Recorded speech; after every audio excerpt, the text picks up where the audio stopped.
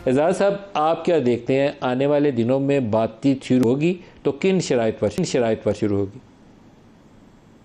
जी, मुझे ऐसा लग रहा है नदीम साहब कि ईरानी अब थोड़ा वक्त ज़्यादा लगाना चाह रहे हैं और अभी कुछ ऐसा लग रहा है कि जैसे वो इसको ना नेगोशिएशंस को तूल देना चाहते हैं।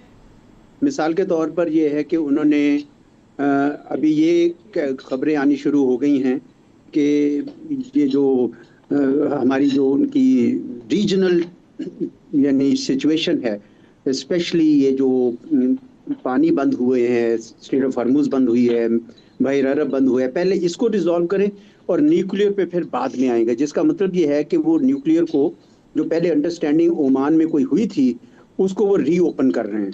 तो मुझे कुछ ऐसे लग रहा है कि उनकी एस्टिमेशन ये है कि डोनाल्ड ट्रंप साहब को चूंकि एग्रीमेंट इस वक्त ज़्यादा जल्दी दरकार है, वो नहीं चाहते हैं कि इसको ज़्यादा देर लगाई जाए। और ईरानियों का ये ख्याल है कि मिड टर्म इलेक्शंस तक या उस तक ना सही, अगर थोड़ा और ज़्यादा आगे खींच लें तो प्रेशर जो है डोनाल्ड ट्रंप साहब पे और उनकी पार्टी पे बढ़ जाएगा कि इस जंग को ख़त्म करें। तो चुनांचे मुझे कुछ इस तरह का तासुर मिल रहा है। साथ ही साथ ईरानी मुझे लगता है कि वो अपने एक रीजनल कंसेंसस भी बिल्ड करना चाह रहे हैं कि देखें ये जो पानी बंद हुए हैं, हमारा स्ट्रेट ऑफ हॉर्मुज बंद हुआ है, उधर से बहर अरब बंद हुआ है, इसका नुकसान सबका साझा है। तो मिलकर आप लोग भी इस पे जोर डालें कि ये इसको साइमल्टेनियसली पहली प्रायोरिटी के ऊपर खाली करें और फिर बाद में हम ये बात करेंगे कि जो न्यूक्लियर एग्रीमेंट किस किस्म का होना चाहिए। मुझे कुछ इस तरह का तासुर मिल रहा है।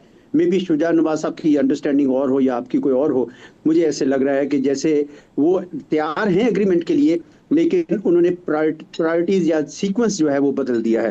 पहले अब वो करना चाह रहे हैं कि हम दोनों ब्लॉकेट खत्म करें और फिर आएंगे न्यूक्लियर के ऊपर, और ये मेरे ख्याल में अमेरिकन के लिए एक्सेप्टेबल नहीं होगा। तो इसका मतलब ये हुआ कि मुझे अब इसमें ज्यादा तूल नजर आ रहा है पकड़ती हुई जो नेगोशिएशंस है।